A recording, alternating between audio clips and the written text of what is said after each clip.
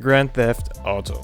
It isn't just a game series, it's a cultural landmark in gaming history. It all started with the first two top-down titles, which now feel like pixelated time capsules you'd stumble across on a retro gaming site. Then came GTA 3, the game that changed everything, bringing the world of Liberty City to life in 3D. Me gusta Esqueleton. GTA 4 followed, a title that many fans still argue might actually outshine its successor. And speaking of GTA 5, where do we even begin? A multiplayer mode that thrives on absolute mayhem, indestructible trains, and three main characters, one of whom is definitely mentally unstable. But for years, the community has been focused only on one question. Where the hell is GTA 6? Some YouTubers have built entire careers dissecting what they call leaks, blurry screenshots, and also the occasional developer slip up. God, there it is! Oh my god, bro. Oh, hell no. For years, there was not a single concrete hit. GTA 5 has been re-released so many times on so many platforms that people joke we'd still be playing it on PlayStation 10 in 20 years. I hit a woman for the first time in my life, and I'm having fun. The last major Rockstar release was Red Dead 2 in 2018. It is often hailed as a masterpiece. You're a good man, Arthur Morgan. Rockstar Games remains one of the few major studios in the industry that until recently had never released a fundamentally broken game. Who, me? No, never. Though the Trilogy edition from a few years ago is best left unmentioned. Ooh, that brother's floating in the air. The hype for GTA 6 reached astronomical heights in 2022. Yet, for fans, the game still seemed a distant dream. Then suddenly, in September 2022, a dark cloud loomed over Rockstar's headquarters. One man can make a difference.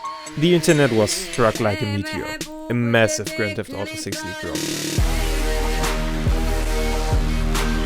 At first, people laughed it off, just another fake, but this time the footage was real. 90 minutes of gameplay from an unreleased GTA 6 build. An anonymous hacker had somehow gained access to Rockstar's servers. This was it. The biggest leak in gaming history, unfolding live for all to see.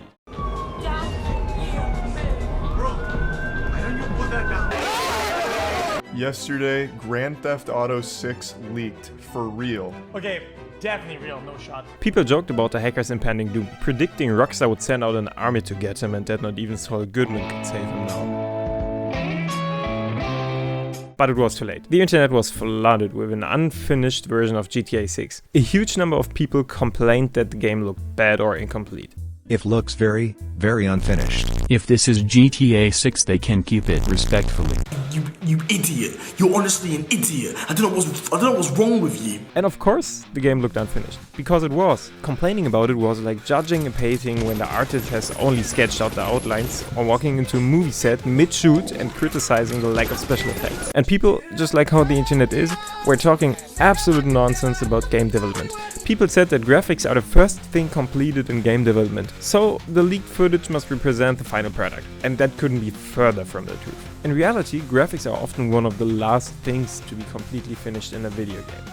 To prove this, countless developers posted their own early prototypes on Twitter, showing just how rough games looked during development. Major studios from across the industry united to show that for a game still far from release, the graphics in the GTA 6 leaks actually looked impressive.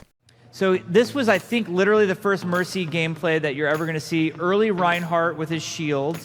In the early development of Sea of Thieves, the crewmates looked like a bunch of Tic Tacs.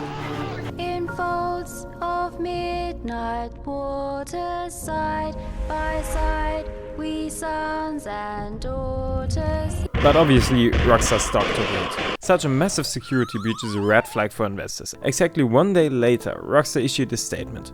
Hello, I wanted to talk seriously and honestly for a moment. Fuck you all, we canceling this shit now. As expected, the developers were deeply disappointed. It felt like a punch in the face. Yet they made it clear they wouldn't let the leak distract them and would continue working hard on the game. Fine.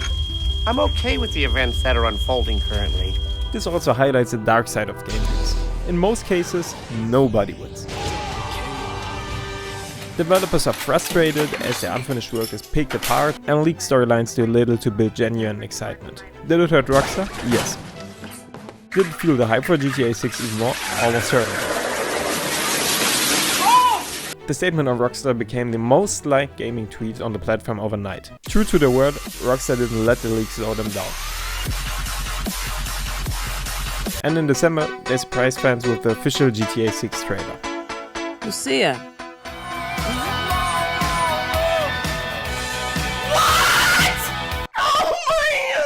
And now back to the leak, which was a massive and sudden shock for everyone. But to understand how this happened, let's look at the story from another perspective. It's 2022. Nvidia, you know, the company that makes graphics cards for sums you could buy entire houses with, was hacked. The group responsible, Lapsus. Lap what?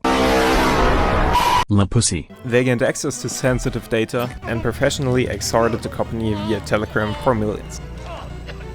Among them was a British teenager named Arian Cortage, 17 years old, who has an unusual number of photos with fish, is autistic, and according to his father, is quite skilled with computers. After he and his friends hacked Nvidia, almost all members of the group were caught by London police the same night.